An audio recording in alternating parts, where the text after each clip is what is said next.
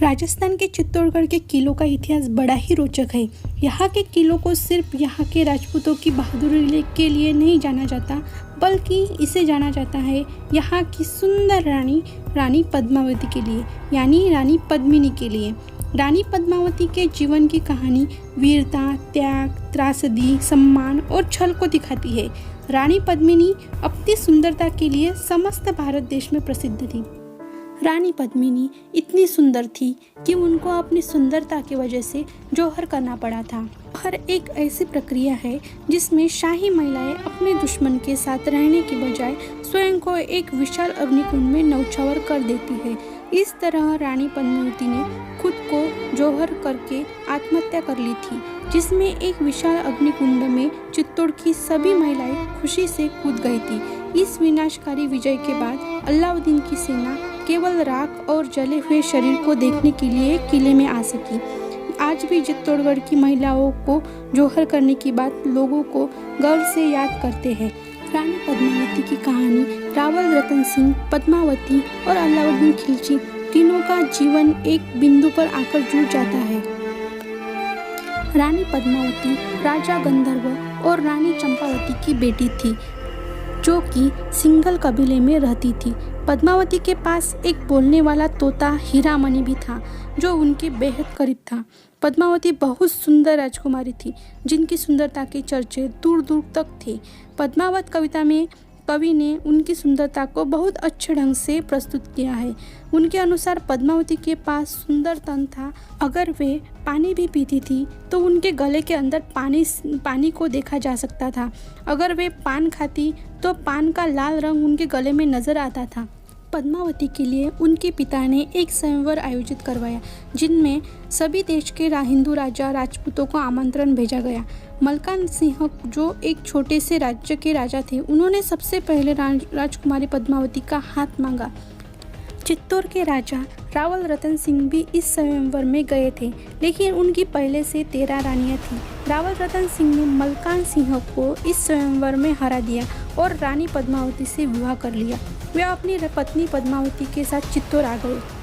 12वीं एवं 13वीं शताब्दी के समय चित्तौड़ में राजपूत राजा रावल रतन सिंह का राज्य था, जो सिसोदिया राजवंश के थे। वे एक बहादुर और महान योद्धा थे। रावल रतन अपनी पत्नी पद्मावती से अत्यधिक प्रेम किया करते थे। इससे पहले उनकी 13 शादियां हो चुकी थी, लेकिन पद्मावती के बाद उन्होंने कोई भी विवाह नहीं किया था। राजा बहुत अच्छे शासक थे, जो अपनी प्रजा से बहुत प्यार करते थे। इसके अलावा राजा को कला का बहुत शौक था। देश के सभी कलाकारों, नर्तकियों, कारीगरों, संगीतकार, कवि, गायक आदि का राजा स्वागत करते थे और उन्हें सम्मानित करते थे। उनके राज्य में एक बहुत अच्छा गायक राघव चेतक था, लेकिन गायकी के अलावा राघव को काला जादू भी आता था, जो बात किसी को पता नहीं थी। राघव ने अपनी इस प्रतिभा का इस्तेमाल अपने ही राजा के खिलाफ करना चाहा और वह एक दिन रंगे हाथों पकड़ा भी गया। राजा को जब ये बात पता चली, तब उसने उसे सजा के रूप में उसका मुंह काला करके उसे गधे पर बैठाकर अपने राज्य से बहिष्कृत कर दिया। इस कड़ी घिनौनी सजा से राजा रतन सिंह के दुश्मन और बढ़ गए। अब इस कहानी में आते हैं अलाउद्दीन खिलजी। राघव चेतक अपने इस अपमान के बाद दिल्ली की ओर बढ़ गए, ताकि वे दिल्ली के सुल्तान से हाथ मिला सके और चित्तौड़ में हमला कर सके। राघव चेतक अलाउद्दीन खिलजी के बारे में अच्छे से जानता था। उसे पता था कि सुल्तान दिल्ली के पास जंगल में रोज शिकार के लिए आता है। राघव अलाउद्दीन खिलजी से मिलने की चाह में रोज जंगल में बैठे बांसुरी बजाता रहता था। एक दिन राघव की किस्मत ने पलटी खाई। उसने अलाउद्दीन खिलजी के जंगल में आते ही सुरीली आवाज़ में बांसुरी बजाना शुरू कर दिया।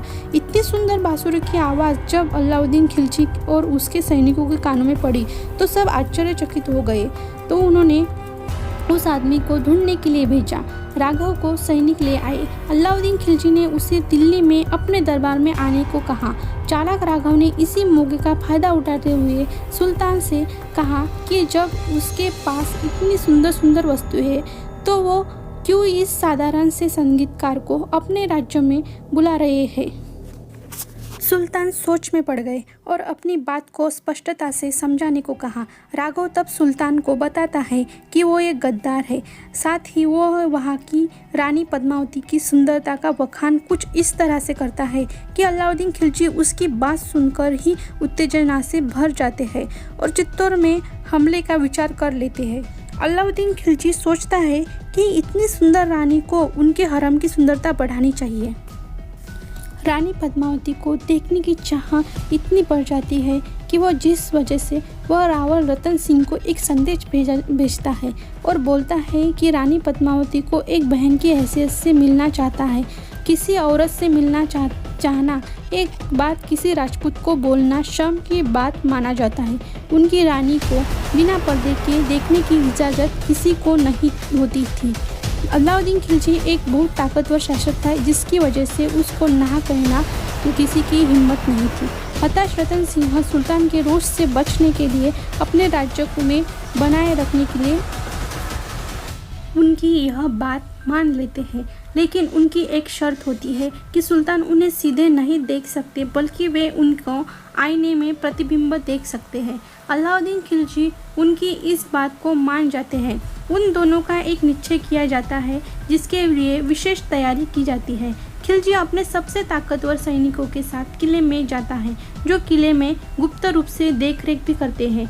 अलाउद्दीन खिलजी पद्मावती को आईने में देख मदहोशी हो जाते हैं और निश्चय कर लेता है कि वो उनको पाकर ही रहेगा। अपने शिविर में लौटते समय रतन सिंह उसके साथ आते हैं। खिलजी इस मौके का फायदा उठाकर उसे उठा ले जाते हैं और रतन सिंह को अगवा कर लेता है। वो पद्मावती एवं उनके राज्य से राजा के बदले रानी पद्मावती की मांग करते हैं। अगले दिन सुबह 150 पालकी खिलजी के शिविर की ओर पलायन करती है जहां राजा रतन सिंह को रखा गया था। उससे पहले से पालकी रुक जाती है।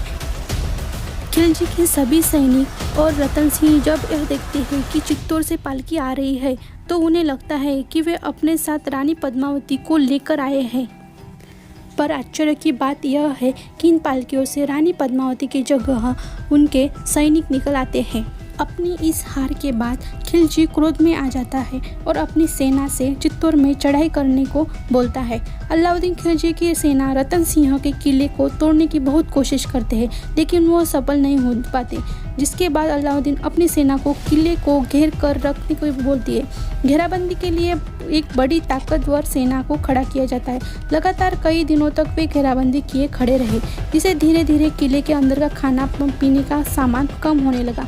अंत में रतन सिंह ने अपनी सेना को आदेश दिया कि वे किले के दरवाजे को खोल दिए जाए और दुश्मनों से मरते दम तक लड़ाई किए जाए। रतन सिंह के इस फैसले के बाद रानी हताश होती है। उसे लगता है कि खिलजी की इस विशाल सेना के सामने इसके राजा की हार हो जाएंगी और उसे विजयी सेना खिलजी के साथ जाना पड़ेगा। इसीलिए रानी पद्मावती निश्चय करती है कि वो जौहर कर लेंगी। जौहर का मतलब होता है आत्महत्या, जिसमें रानी के साथ किले के सारी औरतें आग में कूद जाती हैं। 26 अगस्त सन 1303 में पद्मावती भी जौहर के लिए तैयार हो जाती है और आग में कूदकर अपनी पवित्रता होने की प्रमाण देती है।